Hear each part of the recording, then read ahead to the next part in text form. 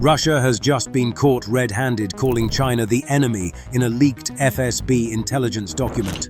This comes as Putin publicly declares their friendship unshakable while meeting with Xi Jinping. The leaked memo, verified by 6 Western intelligence agencies, exposes Russia's deepest fears about Chinese espionage. Russia is about to backstab China. A newly leaked document from Russia's FSB confirms Moscow still secretly considers China an enemy. And this is shocking because for the past 3 years, China has practically carried Russia through global isolation. While most of the world condemned Moscow's invasion of Ukraine, Beijing not only refused to criticize Russia at the UN, but consistently blamed NATO and Western meddling as the true culprits behind the conflict. More than that, China also became Russia's one and only lifeline. When Western nations boycotted Russian oil and gas, Beijing stepped up. Even today, China remains by far Russia's largest oil customer. In fact, China exports to Russia surged nearly 47% in 2023 alone. This also includes products that Russia didn't traditionally import from China, everything from smartphones, cars, and heavy industrial equipment, right down to covertly supplied defense components needed to sustain Russia's military operations. In many ways, China is the single biggest reason Russia's military and economy hasn't completely collapsed. Yet despite all these favors, once the Ukraine war comes to an end, Russia's FSB plans on confronting China because this time, Moscow truly believes that the next major threat won't come from the West, but directly from Beijing itself. But before we get into that leaked FSB document, we first need to understand why Russia and China secretly remain enemies. And to do that, we need to go all the way back to the 19th century. Back then, a stronger Imperial Russia took advantage of a weak Qing dynasty through a series of infamous unequal treaties. The 1858 Treaty of Aigun and the 1860 Treaty of Peking forced China to cede over 1 million square kilometers of territory to the Russian Empire, including what is now known as the Primorsky Krai and the strategically crucial Pacific port city of Vladivostok. These humiliating concessions became part of China's century of humiliation, a painful period at the hands of foreign powers. Now, many of you guys have commented that you subscribe to the channel, but YouTube is not recommending our videos. Well, I asked YouTube about this, and according to YouTube, more than 75% of you guys are not subscribed. So please, be sure to hit that like and subscribe button down below. By the early 1950s, Mao's newly established Communist China and Stalin's Soviet Union came to an understanding. Both stood shoulder to shoulder, bonded by their shared communist ideology and fierce opposition to the West. The Soviets even played a crucial role in building up China's economy and military, providing desperately needed economic aid, cutting-edge technology, and strategic support. But this honeymoon period didn't last long. By the 1960s, old suspicions resurfaced, and Mao began resenting the Soviets. He openly rejected Moscow's attempts to coexist peacefully with capitalist countries. Meanwhile, even the Soviets grew deeply wary of Mao's unpredictable and radical leadership. They saw him as dangerously reckless and potentially destructive to their shared communist cause. Soon, disagreements turned into bitter rivalry. Both countries traded insults, accusations, and ideological condemnations, escalating into what became known as the Sino-Soviet split. Their relationship deteriorated so badly that by 1969, tensions exploded into violent clashes along the Ussuri River on their shared border. These battles were intense enough that both sides reportedly considered nuclear escalation, bringing them terrifyingly close to an all-out war. By this point, the poison had seeped so deep that mutual distrust between Russia and China would linger for decades, lasting even to this day. Although both countries finally normalized relations by the late 1980s and even reached a formal border agreement in 2004 settling their lingering disputes, China never fully forgave. The truth is, the massive 4,200-kilometer border separating them is incredibly uneven. On Russia's side lies the Far East, a huge, resource-rich region that's home to barely anyone. But just across that border, northeast China was overflowing with hundreds of millions of people living in some of the world's most crowded, land-starved regions. So when the Russo-Chinese border reopened in 1988, waves of Chinese workers, farmers, and traders immediately began pouring into Russia's far eastern districts. They leased farmland, launched businesses, and cultivated lands Russians had long neglected. By 2018, Chinese companies and citizens had come to own or lease around 350,000 hectares of farmland, roughly 16% of the entire region's agricultural land. And while this influx undeniably brought new investment and badly needed labor, it also ignited local frustration and suspicion. Many Russians accused these Chinese newcomers of stealing jobs and draining Siberia's resources. Soon enough, fears of a creeping Chinese takeover became part of everyday conversation, fueled by worries that Russia was losing control of its eastern frontier. In fact, even after a decade of publicly declared friendship between Moscow and Beijing, a 2017 poll showed that half of all Russians surveyed believes China's growing presence posed a real threat to Russia's territorial integrity. Such sentiments show just how deeply Russians still distrust China. Since Xi took power in 2012, he and Putin have met face-to-face more than 40 times, even openly calling each other dear friends. But let me be very clear. What truly binds Moscow and Beijing together isn't genuine friendship. It's their mutual distrust and opposition to the West. That's exactly why, on February 4th, 2022, just before Beijing's Winter Olympics and only weeks before Putin's full-scale invasion of Ukraine, both leaders jointly declared their relationship had no limits, boasting that there were no forbidden areas of cooperation. And all these grand promises were quickly put to the test when Putin launched his full-scale invasion of Ukraine later that same month. Almost overnight, Russia found itself isolated, pummeled by thousands of crippling sanctions. Yet Beijing refused to join the West's economic warfare. Instead, China doubled down as Russia's lifeline. By purchasing huge quantities of Russian energy and supplying consumer goods and crucial technology, China single-handedly helped stabilize an economy that many believed was on the brink of collapse. Even diplomatically, Beijing repeatedly shielded Russia by abstaining or vetoing anti-Russian measures at the UN. Even when Putin and Xi met again in Beijing in October of 2023, they showed the world a united front. But privately, just 3 days before Putin gave the go-ahead for the Russian invasion, Russia's intelligence agency, the FSB, quietly approved a new counterintelligence operation, codenamed Entente 4. Shockingly, this program wasn't aimed at Ukraine or the West, it was aimed directly at China. And that brings us straight to the leaked document. You might not know this, but China has quietly built a massive black market for buying state secrets. Hidden across dozens of dark websites, Telegram channels, and anonymous online agents, this black market openly recruits regular people, just like you and me, to do their dirty work in exchange for cash. For example, Indonesian spy briefings sell for around $5,000. Taiwanese diplomatic cables can fetch $10,000. And even the identities of Iranian operatives are traded for a few $1,000s each. These are real, documented figures. And it is certain similar prices exist for information from major countries like the United States, from European countries, Russia, India, and others. And this is exactly the threat that Russia's secretive Entente 4 operation was designed to counter. You see, when the Ukraine war started, Chinese spying inside Russia exploded almost immediately. Chinese officials from the military, security, and defense sector started flooding into Russia, supposedly just to observe the war firsthand. Many arrived disguised as part of academic or business delegations from China's defense universities or state-backed institutions. But according to the FSB, their real mission was to gather sensitive information on Russia's military operations. For Beijing, the Ukraine conflict is an invaluable case study. China's People's Liberation Army hasn't fought a major war in over 40 years, not since its brief border clash with Vietnam in 1979. Naturally, Chinese military planners are eager to understand exactly how a modern army like Russia's performs when pitted against cutting-edge Western weapons and tactics. Beijing could use this intel if it ever goes to war over Taiwan. But that's just scratching the surface. The real problem, according to the FSB, is that Chinese spies weren't just observing the war, they were also ramping up their efforts to recruit Russian insiders as well. The leaked document makes it clear that these operatives would do whatever it took to win over Russian officials, scientists, journalists, and business people. Basically anyone who had access to sensitive information. First, they'd offer money, business deals, or personal favors. But if those incentives didn't work, they'd go evil and exploit personal vulnerabilities instead. Turns out they're targeting one key sector, Russia's aerospace and defense industry, both areas where China has historically lagged behind and desperately wants to catch up. They've pursued Russian pilots, aviation experts, and engineers specializing in weapons, jets, missiles, aerodynamics, flight control, propulsion, and related fields.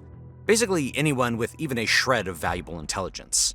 In one unique case, Chinese spies showed specific interest in engineers from the Ekranoplan program. Ekranoplans were giant Soviet-era ground effect vehicles, basically huge, high-speed flying ships designed to skim across water. Russia had canceled this program decades ago, which is why the Chinese figured that the former Ekranoplan specialists and engineers might still harbor resentment or face financial troubles. making them ideal candidates for recruitment. This is genuinely concerning for Russia, because even before the Ukraine war started, Russian authorities had already documented at least 21 separate espionage cases involving Chinese spies over the last 2 decades. In fact, in just a moment, I'll show you exactly how valuable some of the secrets these spies passed to China really were. But now, unlike any time before, Russia is weaker and more vulnerable than ever, completely occupied with fighting Ukraine and countering Western intelligence operations. This distraction means Moscow simply doesn't have enough resources to closely track what Chinese spies are doing. And Beijing knows this very well, fully intending to exploit Russia's vulnerability to gather even more critical intelligence. Just between 2021 and 2023, Russian authorities uncovered 4 espionage cases, each involving highly sensitive leaks of cutting-edge aerospace and laser technologies directly to China. Each new arrest was another glaring reminder to the Kremlin that its supposed friend, China, was actively spying on Russia's most sensitive and critical defense programs, which is why Putin's government made it very clear that any act of betrayal of the motherland wouldn't be tolerated, and high treason could even lead to life in prison. Moscow also issued a direct warning that it won't hesitate to aggressively pursue any foreign nationals, especially Chinese spies or operatives caught encouraging or orchestrating such anti-Russian activities. Yet, despite these tough warnings, China still continues to get hold of vulnerable Russian scientists and engineers. But eventually, the FSB managed to track down and arrest several of them. One of these cases involves Dmitry Kolker, a Siberian laser physicist arrested in 2022. The FSB accused Kolker of secretly passing classified research to China. The craziest part is that Kolker was 54 years old and gravely ill with advanced cancer at the time. Yet, Russian agents literally pulled him from his hospital bed and flew him straight to Moscow for interrogation. Tragically, he died in custody just 2 days later, fighting for his innocence until his very last breath. Another example was Alexander Lukanin, a researcher from Tomsk. In 2020, the FSB arrested him for allegedly leaking sensitive missile technology to China. Lukanin was convicted of treason and sentenced to 7.5 years behind bars. Lastly, the case of Valery Mitko, an 81-year-old respected scholar who once headed the Arctic Academy of Sciences in St. Petersburg. Mitko was accused in 2020 of sharing classified information with China during several academic visits. Despite strongly denying all allegations, he was placed under house arrest to await trial. But he never got a chance to defend himself in court. Mitko passed away in 2022, still confined to his home, publicly shamed as a spy until his very last day. So the message from Putin's government and the FSB is brutally clear. If there's even a hint you're compromised, your life as you know it is basically finished. Official partner or not, anyone caught leaking Russian secrets to Beijing will be treated as a traitor and harshly punished. Sabotages like these made it pretty obvious to Russia that the moment they showed any weakness, China would be right there, ready to exploit or sabotage them, exactly like Russia did to China back in the 19th century with those infamous unequal treaties. That's exactly why establishing the Entente 4 program before the war even began was absolutely crucial. Under the secret program, Russian officers were instructed to proactively intercept any threat coming from China, which meant sending FSB agents to secretly approach Russian scientists, officials, and business people who regularly collaborate with China. These agents instructed their own citizens to stay alert, watch their own words carefully, and be cautious of all Chinese. At the same time, the FSB ramped up its digital surveillance efforts. Russian cyber units started to hack, track, and analyze conversations and data traffic from Chinese social media apps, especially WeChat. All these spy games between Russia and China clearly remind us of something we've pointed out for years. In geopolitics, especially in the world of intelligence, no one stays a friend or enemy forever. Alliances shift, enemies change, and the only thing that really lasts is self-interest. Right now, Russia and China desperately need each other. Sure, Russia might be the more dependent one at the moment, but if and when China moves to invade Taiwan, it'll be Beijing who needs Moscow's backing.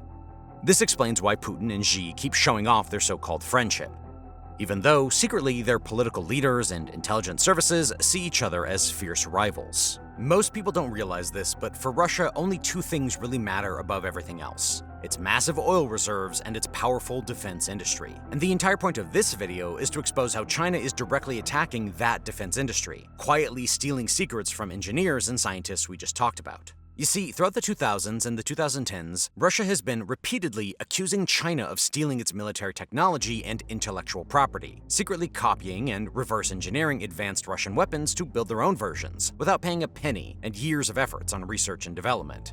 One perfect example is China's Shenyang J-11B fighter jets. built entirely in China, yet it looks almost identical to Russia's Su-57 flanker fighter.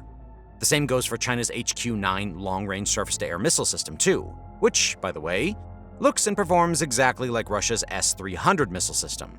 Even Chinese naval warships share an unmistakable resemblance to Russian designs, down to precise subsystems and internal technologies. Basically, China would buy small batches of advanced Russian military equipment, carefully tear them apart to reverse engineer every secret inside, then start mass-producing their own Chinese versions. By 2019, this systemic copying had become so blatant and widespread that Rostec, Russia's huge state-owned defense corporation, finally reached its breaking point. Rostec's head of intellectual property, Yevgeny Levadny, went public and revealed that over the past 17 years, Russia had officially documented more than 500 separate cases of China illegally copying Russian military equipment. From Moscow's perspective, this wasn't just about losing some intellectual property or even the billions of dollars involved, it was far deeper than that. Arms sales had long been a fundamental pillar of Russia-China relations, a key foundation that kept their partnership strong and stable. Throughout the 1990s and the early 2000s, China was easily one of Russia's biggest arms customers. At one point, over 80% of China's imported weapons came directly from Russian factories. But once Chinese engineers got the hang of reverse engineering those systems, everything changed. After 2009, China's arms shopping list from abroad shrank by roughly 40%, and Russia's slice of that smaller pie shrank too, dropping from about 85% to barely 68%. Not only did Moscow lose a mountain of sales, but it also watched a friendly buyer morph into a head-to-head competitor. By the mid-2010s, China wasn't just producing its own tanks, fighter jets, and warships, they were exporting them to other countries, sometimes even beating Russia by offering cheaper deals. Naturally, this created a lot of frustration and resentment inside Russia's defense industry. So the Kremlin hit the brakes. Any offer of top-shelf hardware now came with extra caution, or long delays. For example, Russia delayed the sale of its cutting-edge Su-35 fighter jets to China for several years, precisely because they feared Beijing would immediately copy and reverse engineer them. To be fair, arms trades between Russia and China never totally dried up. After Russia annexed Crimea in 2014 and got hit with initial waves of Western sanctions, Putin turned to Beijing for economic and political support. And naturally, weapons sales were a part of the deal. The very next year, Russia finally sold China some serious hardware, like the advanced S-400 air defense system and the Su-35 fighter jets in 2015. These were the first major weapon sales between Moscow and Beijing in almost a decade. Moscow needed Beijing's money and political backing badly enough to quietly accept that Chinese copying and stealing Russian tech was just the price of doing business. But beyond weapon sales and tech theft, there are other, deeper strategic issues where Russia and China's interests still clash. And one of the biggest issues remains Russia's Far East, the same region we talked about earlier. Russian intelligence discovered that Chinese academics and officials were secretly pushing historical narratives, stories designed to justify China's future territorial claims.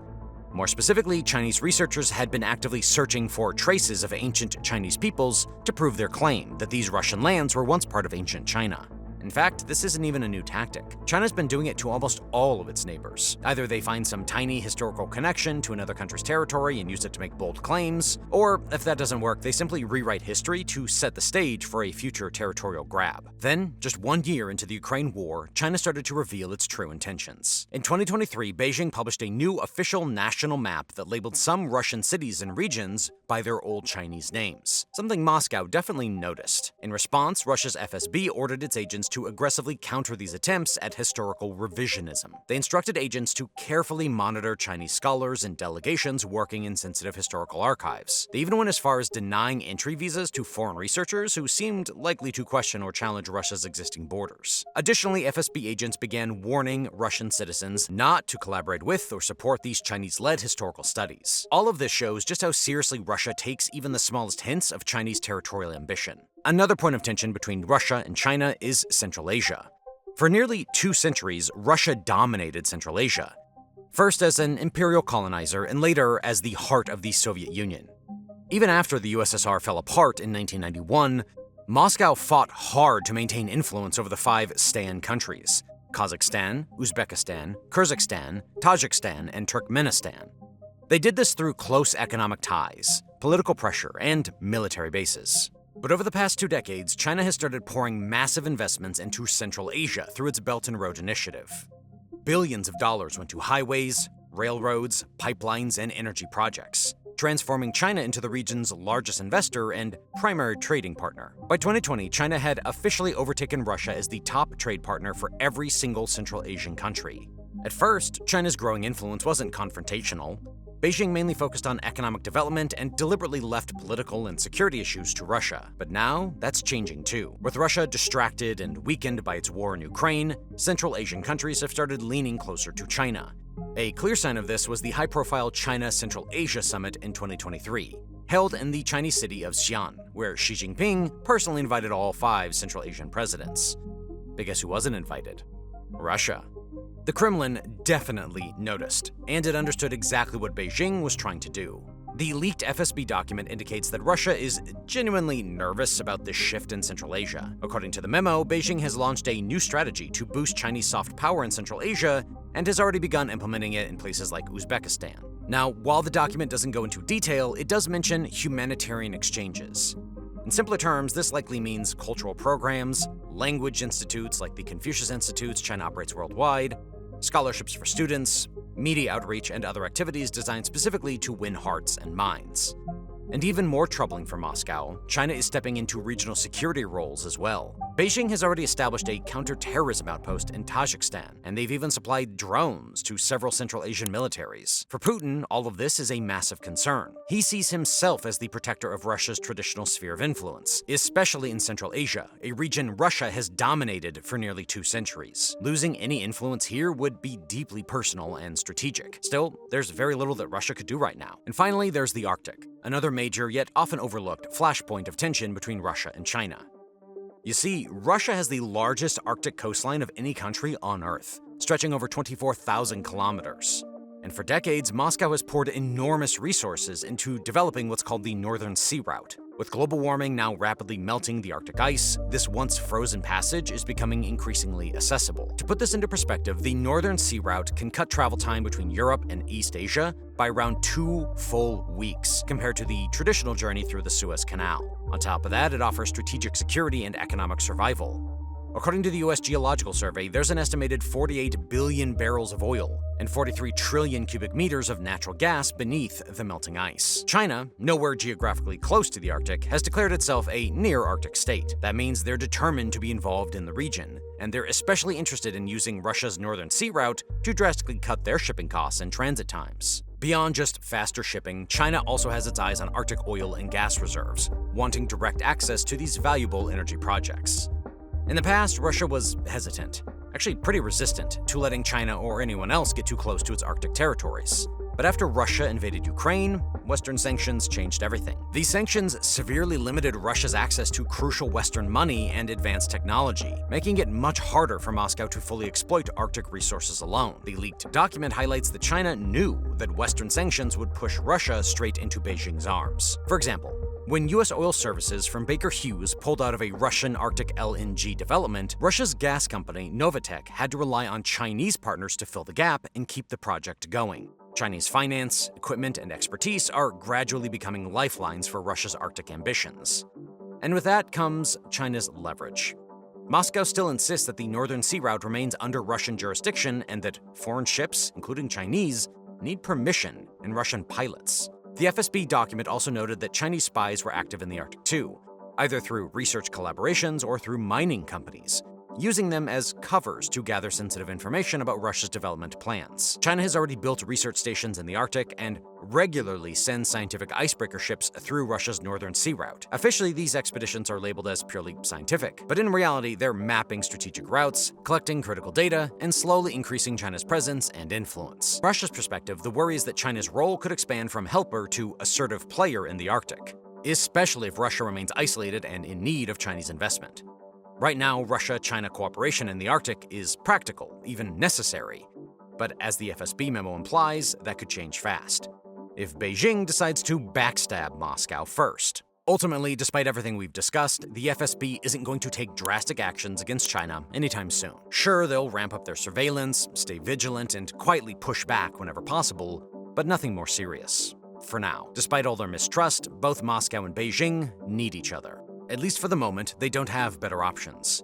In fact, it seems that Putin is already aware of the risks of cozying up to China, including every single issue we've mentioned here today. And yet, he's decided to push ahead anyway. From his point of view, the benefits simply outweigh the costs. So far, this balancing act has actually worked. You can clearly see cooperation between two nations growing stronger by the day. New energy deals like additional gas pipelines planned from Siberia straight into China, the growing use of Chinese yuan in Russian trade, joint military drills and bomber patrols, and diplomatic alignment in places like the United Nations Security Council. But thanks to the leaked memo, we also know that just like the FSB, even Beijing's intelligence will be extra careful and proactive. For instance, they've already tightened their internal security and are now polygraph testing agents when they return from Russia. Not only that, but the Chinese are also monitoring Chinese students and citizens who interact with Russians. Clearly, trust is extremely thin on both sides. Western governments, of course, have noticed these cracks forming in the Moscow-Beijing friendship and have occasionally theorized about exploiting them. Some US strategists argue that if Russia's fear of China could be greater than its rivalry with the West, perhaps Russia might be peeled away from China's orbit. Thanks for watching.